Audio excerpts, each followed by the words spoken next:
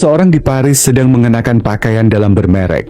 Seorang pelari di New York menyesuaikan kaos kaki yang nyaman. Seorang remaja di Jakarta baru saja memamerkan sepatu edisi terbatas yang ia beli daring. Di antara ketiganya, tidak satu pun yang tahu atau peduli bahwa barang-barang itu kemungkinan besar lahir dari tempat yang tak pernah mereka dengar.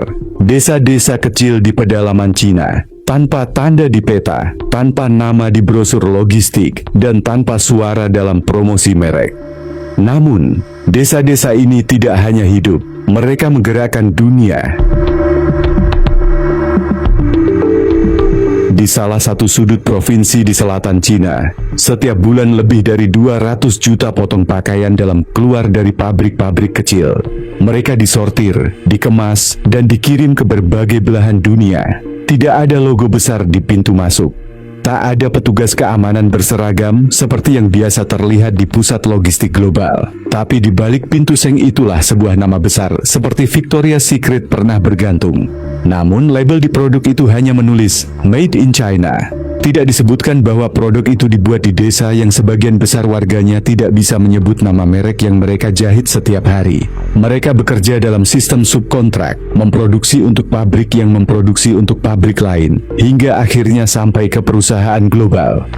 Desa ini bukan satu-satunya. Di Provinsi Zhejiang, sebuah desa yang dijuluki sebagai kota kaos kaki, menghasilkan lebih dari 8 miliar pasang kaos kaki per tahun. Jika dunia memiliki 8 miliar manusia, maka setiap orang bisa mendapatkan satu pasang dari tempat itu, dan tetap akan ada sisa. Namun tidak seperti branding kota mode di Milan atau manufaktur berteknologi tinggi di Jepang, desa-desa ini tidak pernah disebut. Mereka tidak dianggap bagian dari identitas produk. Padahal mereka adalah asal muasalnya.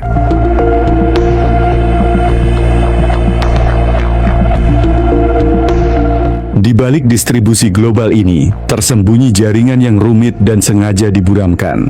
Merek-merek dunia menggunakan sistem subkontrak berlapis, di mana produksi seringkali dilakukan oleh pabrik kecil yang tidak terdaftar. Bahkan dalam sistem pemerintah lokal, mereka adalah pabrik bayangan, resmi tapi tak terlihat.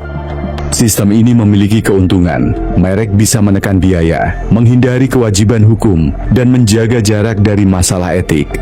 Bila terjadi skandal tenaga kerja atau pelanggaran hak pekerja, perusahaan global bisa mengatakan, "Kami tidak tahu," karena secara teknis, mereka memang tidak tahu dari mana produk itu benar-benar berasal.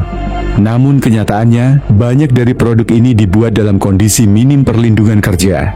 Buruh bekerja 12 jam sehari, 6 hingga 7 hari per minggu, demi mengejar tenggat produksi yang tidak mengenal akhir pekan. Semuanya demi barang yang akan dijual ratusan kali lipat, lebih mahal dari ongkos pembuatannya.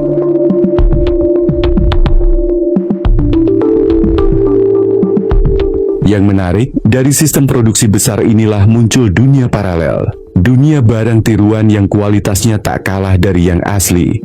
Fenomena ini dikenal dengan nama Shuihuo, barang air abu-abu, barang sisa produksi asli, namun dijual di luar jalur distribusi resmi. Kadang-kadang barang ini adalah kelebihan produksi. Di lain waktu, mereka adalah barang yang dibuat dengan bahan dan mesin yang sama, hanya saja tidak masuk ke rantai pengiriman resmi. Secara teknis, mereka bukan barang palsu. Secara legal, mereka tidak sah. Namun secara fungsional, mereka identik. Pasar daring seperti Taobao, Pinduoduo, bahkan sebagian Amazon, dipenuhi barang semacam ini. Harga mereka bisa 60% lebih murah dari barang resmi, namun dengan kualitas yang membingungkan konsumen. Konsumen tidak bisa membedakan yang mana asli dan yang mana bayangan. Bahkan, dalam banyak kasus, si pembuat barang pun tak tahu mereka sedang membuat versi asli atau tiruan. Inilah dunia bawah tanah industri Cina yang tak hanya meniru, tapi berevolusi.